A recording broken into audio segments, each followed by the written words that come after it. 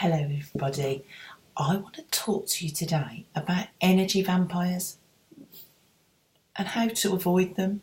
Now this is a language error that's very much out there in social media and in what I call empath land, and I wanted to talk to you about this because it is really important. Words are very, very powerful and can affect you massively without you even realising it. So I wrote a blog on this recently that I wanted to read to you that sort of covers this to give you a different perception on it so that you're not frightening yourself without even realising. Because when you frighten yourself, you're going to experience anxiety, you're going to experience negativity, and I suspect that you're feeling that a lot of the time. So it's really, really important that we get this out in the open and we sort of break it down so that it's not one of those added things that's causing you pain. I don't want that for you. And if we haven't met before, by the way, my name's Jan James. I'm an intuitive empath. I'm also a therapist, an energy healer, and also a spiritual teacher. So I help empaths all over the world to get out of the curse and embrace your superpower gift. So anyway, this blog, and it is entitled How to Avoid Energy Vampires. You can get lots more blogs, by the way, on the website. I will put the link up to the website for you so you can go and have a look. I'd also be really, really happy if you could join me on the Facebook page where you get lots of advice and daily inspiration. Okay, so how do you avoid an energy vampire? The blog says you don't have to because they don't exist. I know. This is another terrifying language error out there in Empathland. This is false information being thrown about that you can't help but take on board as a fact. Not literally a fact, I'll go into that, but this will have you living in fear. You cannot help but take in, to some degree, the words that you read.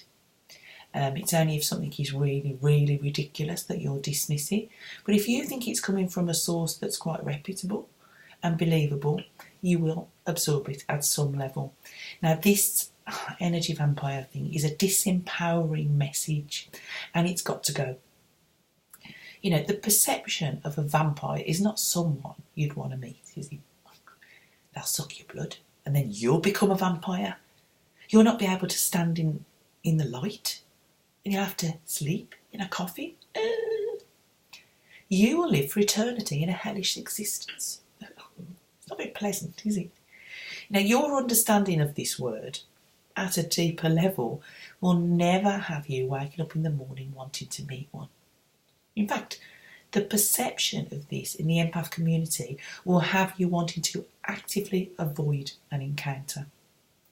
How are you going to avoid these energy vampires? Because, you know, you'll be afraid of people. So you're going to have to avoid them. Avoid people. Be afraid of people because something terrible could happen. Okay, so you might be thinking, Jan, calm down. I don't think they're real vampires. Of course you don't. Of course you don't. Yet one mere word can evoke a response in you based on your understanding of that word. This will be unconscious, out of your awareness, but will cause negative feelings, anxiety, pain, discomfort, stress, and it will also cause a behaviour to avoid that stress and that anxiety and avoidance of people. It will cause you to believe that people can take things from you, that they can affect your energy and your feelings. It will make you feel very helpless and very victim-like because there is something out there that is threatening to you. It may also cause you to label any disturbance you feel as being the fault of someone else out there. You can believe you have been attacked by an energy vampire. You wouldn't ever think you'd been gently caressed by one, would you? So the word attack indicates a threat, feeling violated, causing other feelings of helplessness for you because you couldn't do anything about this attack. resentment, because you then feel that you're at the mercy of nasty and horrible people who can take things from you. There are people who are draining, however. This is a fairly neutral sentence and much more like the truth. Catastrophizing is something that the mind can do. It's something that's called a cognitive distortion. Don't worry about that word too much. But it's something you can now be aware of. It's making something that's neutral into something awful, turning into something as bad as it can get, catastrophizing for the worst possible outcome. Draining type people generally don't mean to create any harm. They are most likely unaware of it completely. They're a human being, probably with a negative internal state. They're struggling themselves. They don't know how to regulate themselves. So is this an attack? Is this something to be fearful of? Your power of control, by the way, is always in how you respond to things. So the solution to any sort of energy problem lies within you, and it's totally possible for you to take control of this. Now, horrible people could drain you if you let them, with negative behaviour, criticism, put downs, maybe attempts to manipulate or undermine you. But you're still not at the mercy of this. You can choose to walk away.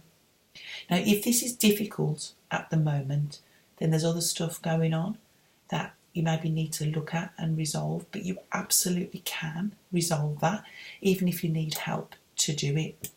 Because you're not at the mercy of anyone or anything in the external world. Your ability to be... It's easy for you to say. Your ability to be strong, emotionally balanced, confident and self-assured means you stop needing things from out there to feel okay about yourself. You're far less affected then by the actions and words of others, because your energetic space is a comfortable place to be. It's a safe place to be. This means you'll not allow your energy to be released to someone else. In fact, with energy, no one can actually take it from you. You can only give it away. You cannot be affected by other people's energy, whether this is, in a draining type way or somebody else's emotion, unless you allow it. It is totally possible for you to learn to create a very safe, strong, energetic space where you choose what you allow in and what you don't. A lot of this is to do with what happens in your thinking mind and how you perceive energy, how you perceive other people, how you perceive yourself.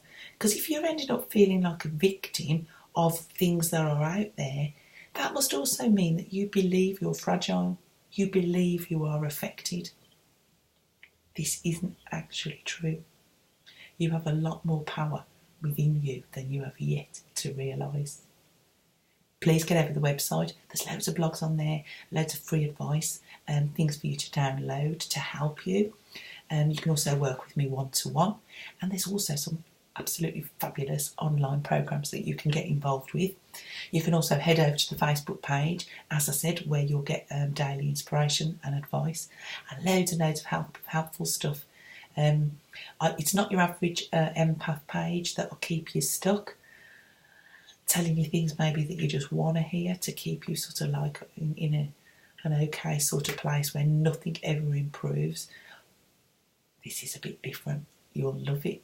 I'll tell you what you need to know. I'll let you know the truth so that you can move out of pain, because what I want for you is to be feeling great as an empath. I want you to embrace your superpower so that you're shining a light, so that you're not hiding in the shadows anymore. What else would you be here for? You're not here to hide. You're here to raise vibration. And the first vibration that you need to be raising is yours, so that you're spreading that out there and so that you start to feel amazing. I really hope we get to speak at some point. Any questions at all, let me know on here, on the website, on the Facebook page. I'll be absolutely delighted to hear from you. So I hope you found this useful, and I will speak to you very soon. So bye for now.